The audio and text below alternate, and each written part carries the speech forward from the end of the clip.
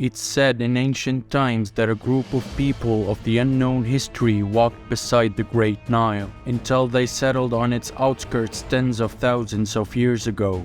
They were a nation of tall giants who passed on knowledge among them generation after generation all the way to Adam. However, among them was a king of great strength and might, and little is known about him, except that he was the first era's owner in Egypt's upper and lower land on which he built and established urbanization.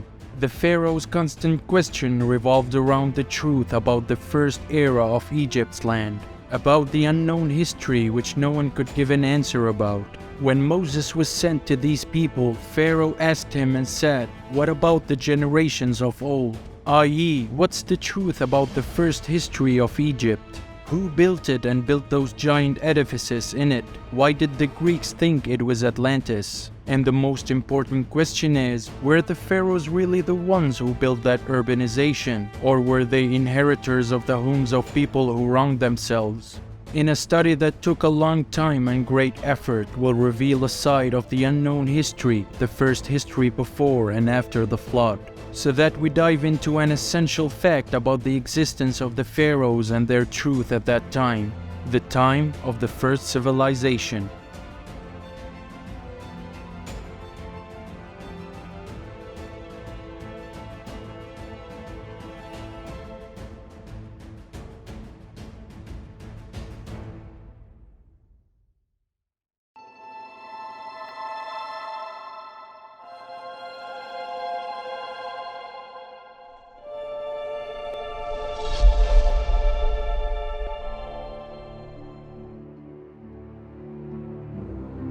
Many scholars of early history before and after Islam didn't disagree that Egyptian history dates back tens and tens of thousands of years.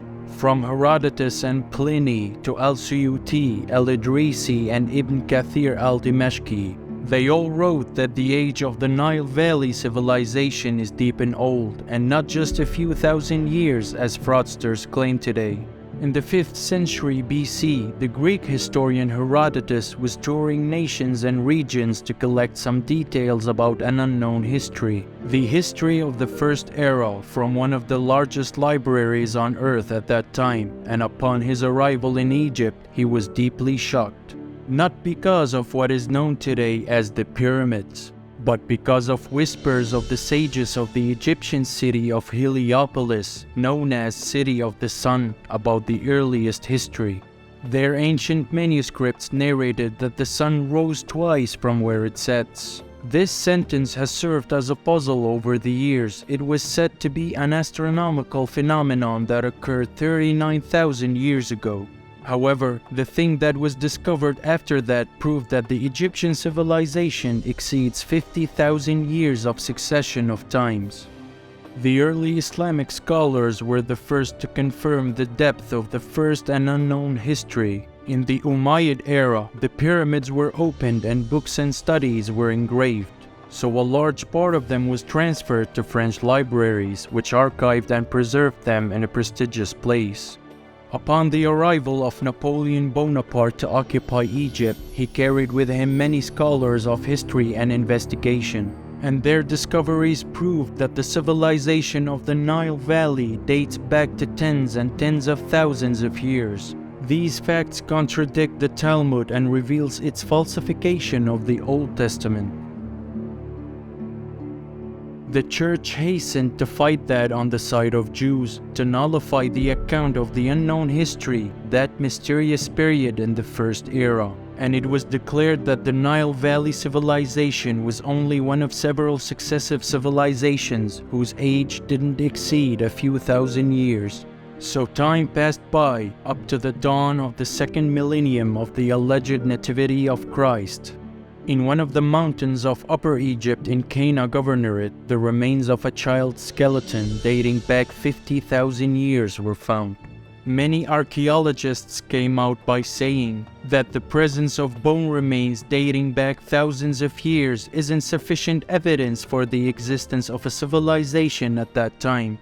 After a short period of time, another skeleton was found in Sohag Governorate. The skeletal remains were called Nazlet Khater, dating back to about 35,000 years, and both of them are now preserved in the National Museum of Egyptian Civilization. As for Aswan, a group of skeletons dating back 18,000 years were also found. And here the question arises for every sane person who freed their thought from the chains of intellectual enslavement.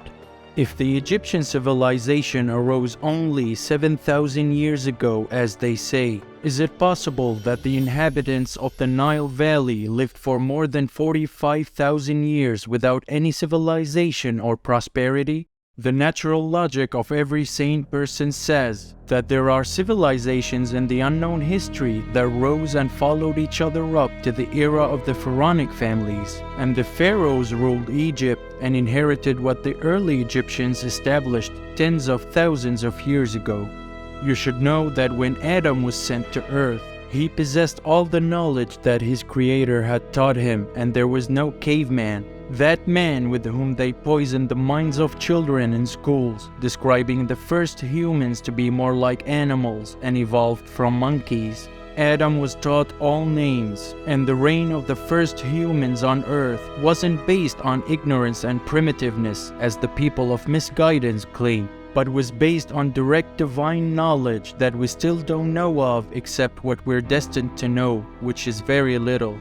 Al-Idrisi and Ibn Kathir mentioned that it was at an unknown time in history. Some say that it's a period that dates back to before the great flood of Noah, and others to what follows. That in that ancient time, the first Egyptians, owners of the first era in the Nile Valley, established a civilization the likes of which history has not witnessed. And when we say the first Egyptians, we're referring to a period dating back to tens of thousands of years before the era of the pharaohs. Then this first civilization was succeeded by other civilizations that only the great creator knows, and the proof of this lies in the inscriptions on the columns and walls. We find some monuments filled with pharaonic inscriptions, while others are completely devoid of any inscription or even writing.